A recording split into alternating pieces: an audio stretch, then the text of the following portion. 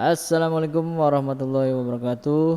Kembali lagi di IST edukasi seputar otomotif ya. Nah, untuk kesempatan kali ini saya sedikit membahas mengenai alat ukur ya. Nah, di video kemarin juga saya sudah sedikit membahas mengenai hand tool ya. Nah, untuk ini ada lumayan banyak request ya kemarin. Katanya suruh request bahas alat ya, seperti yang ini komentator teman kita. Nah, ini saya akan sedikit bicara mengenai alat ukur ya. Nah, untuk alat ukur, untuk di kesempatan kali ini saya coba mengangkat judul adalah jangka sorong ya. Nah, jangka sorong itu adalah alat ukur untuk mengukur tiga sudut ya. Jadi ketika kita ingin mengukur diameter luar, diameter dalam dan kedalaman. Nah, bisa kalian lihat di sini untuk bentuknya ya. Nah, untuk yang bagian atas atau bagian skala atas itu adalah untuk menghitung baik inci ataupun mili ya. Jadi untuk keperluan standar internasional ketika menggunakan inci, maka kita berpatokan di bagian atas ya, skala bagian atas. Dan untuk ketika ingin menggunakan milimeter, kita berpatokan di bagian bawah ya. Selain skala utama, juga ada skala nonius ya. Nah, di sini kita bisa melihat ya, di bagian bawah, rahang bagian bawah itu adalah skala nonius ya. Nah, oke, kita bahas satu persatu bagian atas ya. Nah, untuk bagian atas yang rahang dalam ini keperuntukannya adalah untuk mengukur diameter dalam ya. Contoh, ketika kita ingin mengukur suatu bearing ya, bearing ini ukurannya berapa itu ya. Kita tidak tahu diameter dalamnya berapa, maka kita tinggal melakukan pengukuran menggunakan alat ini ya. Nah, nanti untuk di kesempatan berikutnya akan saya sedikit praktekkan cara mempergunakan alat ini ya. Bagaimana melakukan kalibrasinya dan juga bagaimana melakukan pengukuran yang baik dan benar ya. Jadi ketika kita melakukan pengukuran tapi tidak dibarengi dengan teknik yang betul ya, benar, maka akan terjadi miss ya. Hasilnya pun tidak akan maksimal ya. Oleh sebab itu, pengukuran dan cara penggunaan itu adalah dua hal yang harus diperhatikan ya. Ketika caranya benar tapi tidak dikalibrasi juga itu akan nanti salah ya. Jadi akurasinya juga akan ngaco. Nah, selain diameter dalam, kita juga melihat di bagian bawah ya. Yang bagian bawah adalah diameter untuk mengukur diameter luar. Nah, ini juga nanti kita bahas bagaimana nanti saya coba praktekkan untuk melakukan pengukuran di bagian diameter luar ya. Sama ya, ketika bearing itu kan ada lubang ya, lubang dalam dan lubang luar. Nah, ketika kita ingin mengetahui berapa diameter luarnya, maka kita tinggal melakukan pengukuran ya. Caranya harus benar, tekniknya juga harus benar ya, jangan sampai salah. Nah, terus tadi sudah diameter dalam, terus diameter luar. Nah, sekarang untuk mengukur kedalaman ya, sama ya. Bearing juga ketika posisi didatarkan, maka akan kita mau menghitung diameter dalamnya ya. Bagaimana caranya nanti kita praktek ya. Nah, di situ di bagian belakang ya, untuk seperti ekor.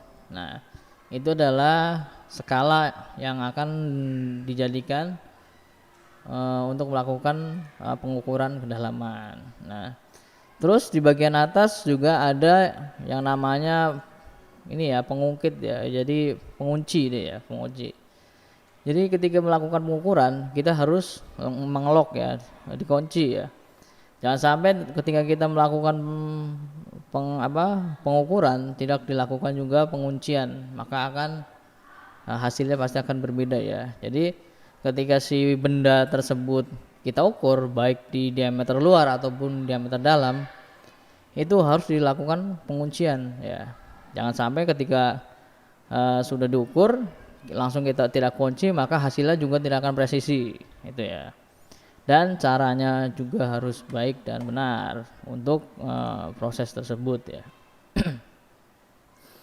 Nah, ini sedikit mengenai jangka sorong ya. Jangka sorong adalah alat ukur yang mampu mengukur jarak, dalaman maupun diameter dalam suatu objek dengan tingkat akurasi dan presisi yang sangat baik, kurang lebih 0,05 mm. Nah, itu ya. Jadi tingkat presisinya ya itu sampai 0,05 mm ya. Nanti juga ada namanya alat mikrometer ya. Itu juga memiliki ketelitian lebih dia di bawah 0,001 mm ya. Jadi seperti mungkin yang paling tipis buku ya, kertas. Itu bisa kita ukur dengan menggunakan mikrometer. Tapi untuk skala yang cukup besar di antara 0,005 itu bisa kita menggunakan jangka sorong ini ya. Nah, jangka sorong ataupun yang sering mungkin kalau di dunia industri dan sebagainya ada yang mengatakan sigmat ya. Itu berbeda-beda penyebutan ya. Tapi semuanya sama ya. Dan di mikrometer di jangka sorong ini ya nanti ada juga yang bentuknya digital ya. Nah, kalau yang kita bahas saat ini adalah yang model konvensional atau digital ya. Nah, seperti ini. Untuk cara perawatannya lebih mudah ya. Kalau untuk digital itu kan nanti agak sedikit ya teknis ketika baterainya listriknya kurang ataupun tegangannya berkurang, maka hasilnya juga kurang presisi ya. Tapi untuk kepraktisan biasanya lebih diutamakan sih menggunakan digital ya. Jangka sorong untuk digital itu lebih mempermudah ya. Akan tetapi ketika kita memerlukan pekerjaan dengan ketelitian yang cukup tinggi, maka diperlukan jangka sorong yang manual seperti ini ya. Untuk di bengkel-bengkel bubut dan sebagainya, mereka kan memerlukan standarisasi ataupun presisi yang sangat tinggi ya. Ketika pengukuran ya, contoh kasus ketika ada seorang customer datang ingin melakukan bore up ataupun menaikkan cc, itu kan harus dihitung dari spesimen dari piston tersebut ya dengan lubang boring ya. Ketika si mekanik ini melakukan pengukuran tidak presisi ya, 0,01 saja itu akan berakibat fatal ya. Nah, di situ makanya biasanya menggunakan sigmat ya, menggunakan jangka sorong yang manual ya. Karena nilai ataupun cara kalibrasinya lebih akurat dan cara perhitungannya pun lebih mudah ya. Nah, itu ya. Nah, ini adalah sekilas mengenai jangka sorong. Nah, alat ini juga dipakai secara luas dan berbagai bidang industri, engineer ya, mulai dari proses desain, perencanaan, manufaktur, pembuatan hingga pengecekan akhir produksi ya.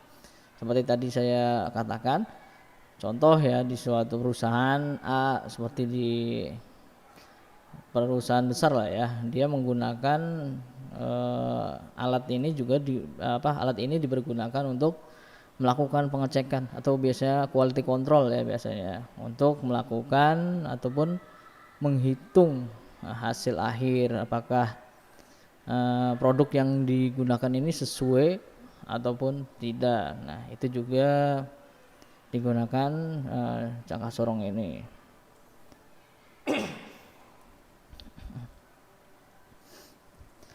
Alat ini dipakai luas karena memiliki tingkat akurasi dan presisi yang cukup tinggi, mudah digunakan, mudah dibawa-bawa dan tidak membutuhkan perawatan khusus ya. Karena sifatnya yang praktis, Maka banyak ya di industri maupun di tempat-tempat yang membutuhkan akurasi tinggi untuk melakukan suatu proses ini sangat direkomendasikan ya, banyak sekali ya. Makanya untuk di SMK ini ya kita sedikit menekankan untuk bisa membaca ya, untuk bisa membaca alat tersebut secara baik dan benar seperti itu. Nah, terus cara perawatannya juga tidak terlalu khusus ya, tidak terlalu sulit ya. Yang penting digunakan dengan baik, tidak di panaskan ya. Biasanya sih hanya dilap ya ketika habis digunakan. Setelah digunakan biasanya tinggal dibersihkan saja. Itu juga sangat mudah ya untuk perawatannya. Nah, bagian-bagian jangka sorong terdiri di skala baca yang terletak pada badan alat ini. Ya, seperti skala angka yang seperti penggaris dan yang diatur berdasarkan letak atau rahang jangka sorong ya. Nah, tadi sudah sebagian kita juga bahas mengenai ini ya, mengenai skala ya, baik skala utama maupun skala nonius ya. Nah, di situ ada dua teknik ketika kita ingin mendapatkan hasil ya, konversinya di inci, maka kita yang harus kita perhatikan adalah bagian atas. Ketika kita ingin melakukan ataupun mengukur ya, ingin mengkonversikan ya, tanpa mengkonversikan hasil menjadi milimeter, kita juga tinggal mengecek ataupun melihat di bagian bawah itu adalah milimeter. Nah, mungkin ya itu ya yang dapat saya sampaikan. Nanti akan kita lanjut lagi di di video-video berikutnya ya yang akan kita sambung. Nah, di situ nanti akan kita coba sedikit praktek ya. Jadi nanti saya akan mendemonstrasikan bagaimana cara menggunakan si jangka sorong tersebut. Ikuti terus video ini, jangan sampai di skip, nanti error ya kayak bibir. Kurang lebihnya kami mohon maaf. Bila saya hidayah. Assalamualaikum warahmatullahi wabarakatuh.